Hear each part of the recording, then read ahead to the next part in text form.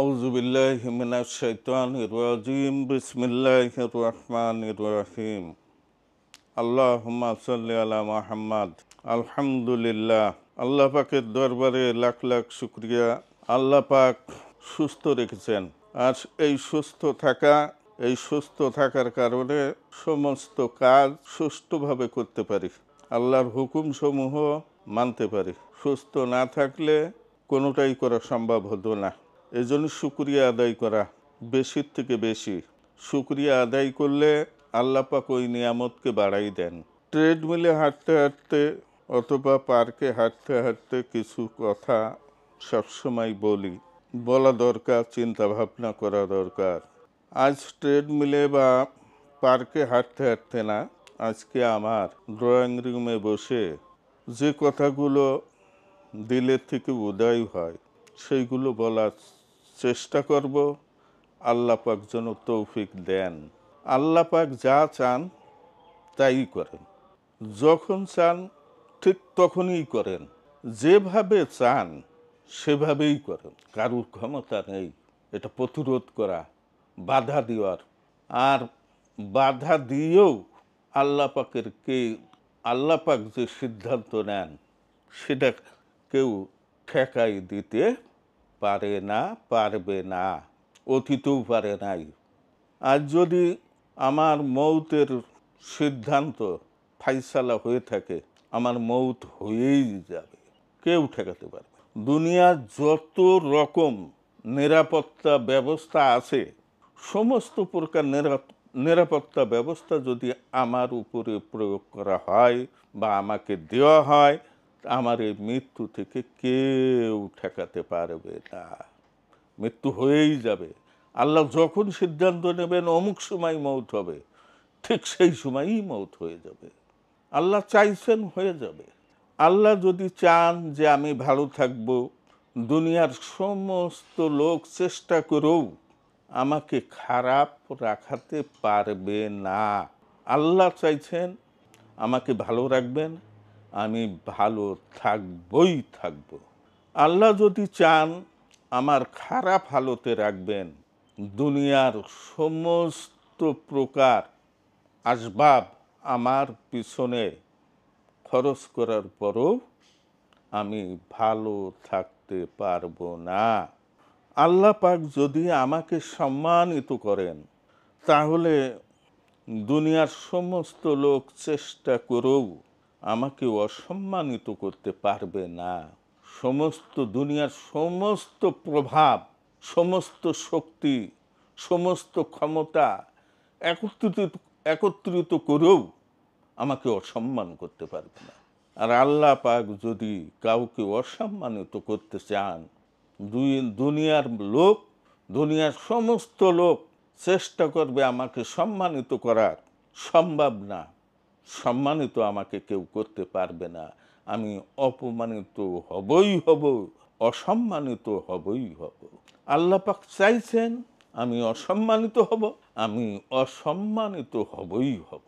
আমি ব্যবসা করি, আমি চাকরি করি, যদি আল্লাহ পাকের ফায়সালা থাকে, ওই ব্যবসায়, ওই চাকরিতে, ব্যবসায় লাভ, চাকরিতে সফলতা যদি আল্লাহ পাক রাখেন, আল্লাহ পাক ইচ্ছা করেন, দুনিয়ার সমস্ত লোক চেষ্টা করবে আমার ওই ব্যবসায়, আমার ওই চাকরিতে ক্ষতি সাধন করতে পারবে না।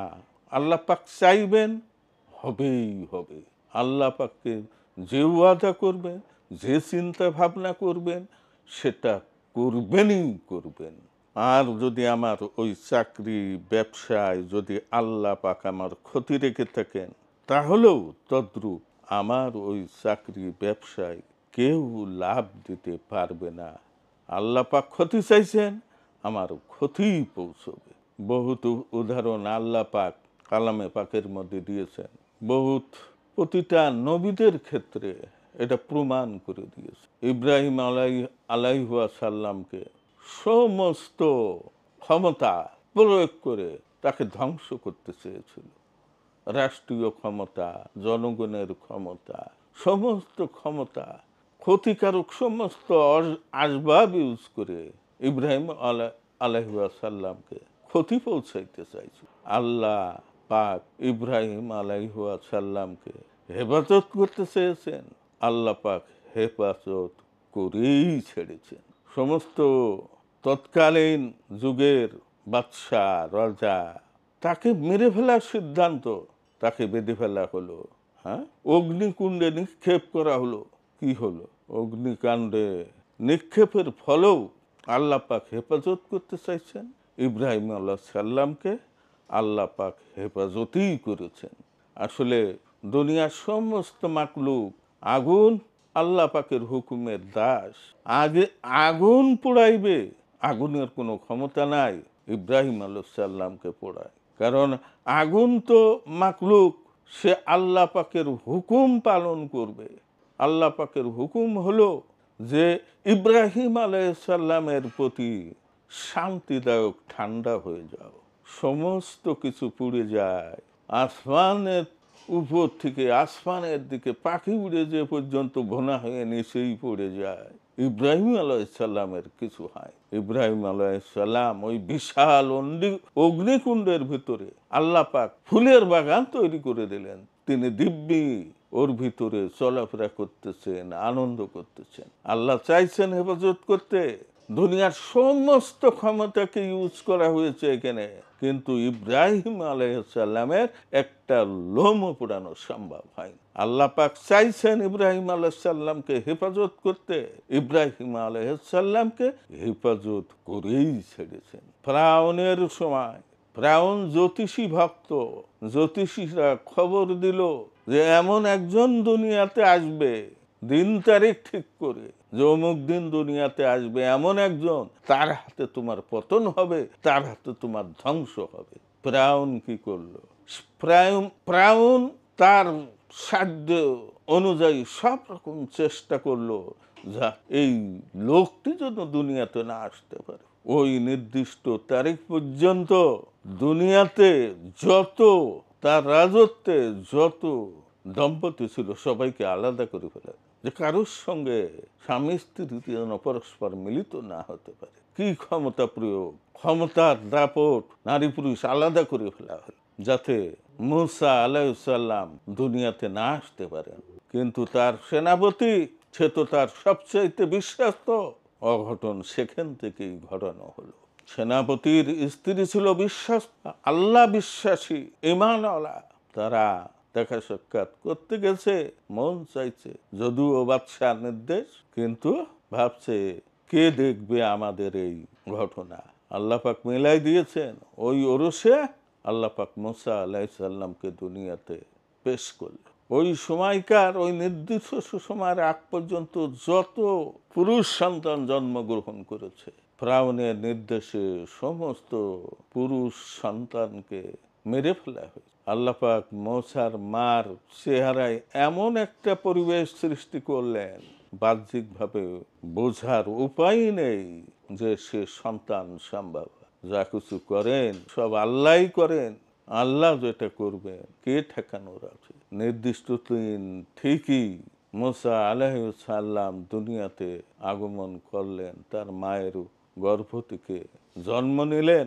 নির্দেশিত হলেন মূসার মা যে একটা বাক্সের মধ্যে ভরে নদীতে ফালাই দিন। ফেরেশতা দিয়ে নির্দেশ দেয়া হলো, মূসার মা তাই করলেন, আর নজর রাখতে লাগলেন যে কোথায় পৌঁছায়। তাকে জানানো হলো তোমার সন্তানের কিচ্ছু হবে না, আল্লাহ হেফাজতের দায়িত্ব নিয়েছেন। বাক্সটি ঠিক পৌঁছে গেল ফিরআউনের ঘাটে। ফিরআউনের বিবি তার সহচরীদের নিয়ে ঘাটে ছিলেন গোসলে। বাক্স ভেসে এসে দেখে ওর ভিতরে বাচ্চার কান্নার আওয়াজ পেয়ে উৎসুক হয়ে দেখতে গেলেন। এমন এক জৌলুস, এমন এক সৌন্দর্য দিয়ে শিশুটিকে আল্লাহ পাক দুনিয়াতে পাঠাইছেন। ফিরআউনের স্ত্রী মুগ্ধ হয়ে গেছেন, সন্তানকে বাসায় আনছেন। ফিরআউনকে বলা হলো যে এটা আমরা নিজেরা পালবো, আমাদের সন্তান হিসেবে পালবো, এ কেন তোমাকে ক্ষতি করবে? মানে ফিরআউন তাকে হত্যা করতে চেয়েছিল। তার স্ত্রীর জবাব, এরা তো সন্তান হিসেবে পালবো, তার কোনো সন্তান ছিল না, সে কেন তোমার ক্ষতির কারণ হবে? এই সন্তান তো বুঝবেও না তার মা বাবা আমরা না, সে তো তোমার সন্তান হিসেবেই বড় হবে, তবে কেন তোমার ক্ষতির কারণ হবে? প্রাণের ঘরে মুসা আলাইহিস সালাম বড় হলেন। আল্লাহ পাক চাইছিলেন মুসা আলাইহিস সালামকে দুনিয়াতে আনতে, দুনিয়ার সব প্রকার বাধা সত্ত্বেও আল্লাহ পাক নির্দিষ্ট দিনে নির্দিষ্ট সময়ে ঠিকই মুসা আলাইহিস সালামকে দুনিয়াতে আনলেন। আল্লাহ পাক সিদ্ধান্ত নিলে সেই সিদ্ধান্তে বাধা দিয়া কারুর পক্ষে সম্ভব। নূহ আলাইহিস সালামের কম নূহ আলাইহিস সালামকে এর কোনো কথা শোনে না। নূহ আলাইহিস সালাম কালেমার দাওয়াত দেন, কেউ গ্রহণ করে না, কেউ তার কথা শোনে না, মানে না। আল্লাহ পাকের সিদ্ধান্ত হয়ে গেল নূহ আলাইহিস সালামের কওমকে, তার জাতিকে পুরোপুরি ধ্বংস করে দেবে প্লাবন দিয়ে। 70-80 জন সহযোগী ছিল। মুসা আলাইহিস সালামকে নির্দেশ দেওয়া হলো একটা নৌযান তৈরি করতে, নৌকা তৈরি করতে। মুসা আলাইহিস সালাম নৌকা তৈরি করলেন। নূহ আলাইহিস সালামের সন্তানও দিন গ্রহণ করলো না, কালেমা গ্রহণ করলো না, কিন্তু সন্তানের দরদ তো থাকতেই পারে। নূহ আলাইহিস সালাম তার সন্তানকে বলল, আসো নৌকায় আসো, সব ক্ষতিগ্রস্ত হবে, তুমি ক্ষতিগ্রস্তদের মধ্যে পড়ো না। নূহ আলাইহিস সালামের ছেলে বলল, আমি পাহাড়ের চূড়ায় উঠে যাব, আমার কিচ্ছুই হবে না। নির্দিষ্ট দিন এসে গেল, প্লাবন শুরু হলো। নূহ আলাইহিস সালামের অনুসারীরা নৌকায় উঠে পড়লেন। এক বুড়িমাকে নিতে ভুল হয়ে গেছে, প্লাবন সে সব মরিয়ে চোয়া। নূহ আলাইহিস সালামের ছেলে সে পাহাড়ের চূড়ায় উঠে গেছে, সেখান পর্যন্ত প্লাবনের দাপট পৌঁছে গেছে, তাকেও মৃত্যুর স্বাদ নেয়ালে। প্লাবন শেষ। নূহ আলাইহিস সালাম মনে পড়লো ওই বুড়িমাকে তো নেওয়া হয়নি, একটু খোঁজ নিই। নূহ আলাইহিস সালাম বলে রাখছিলেন, আমি যেদিন বলবো সেদিন তোমরা সবাই চলে এসো নৌকাতে ওঠার জন্য।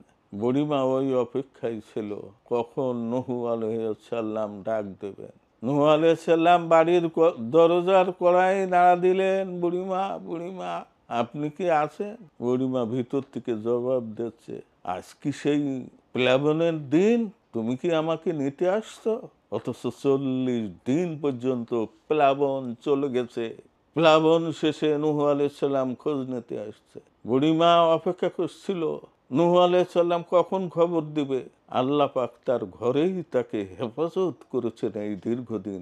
বুড়িমা বুঝতেও পারে নাই যে প্লাবন শুরু হয়ে শেষও হয়ে গেছে, ইতিমধ্যে 40 দিন অতিবাহিতও হয়ে গেছে। কে করে? সব কর্ণালজাত আল্লাহ। আল্লাহ যা করতে চান তাই করেন, যখন করতে চান তখনই করেন, যেমন ভাবে করতে চান তেমন ভাবেই করেন। কারো ক্ষমতা নাই রুখে দেওয়ার।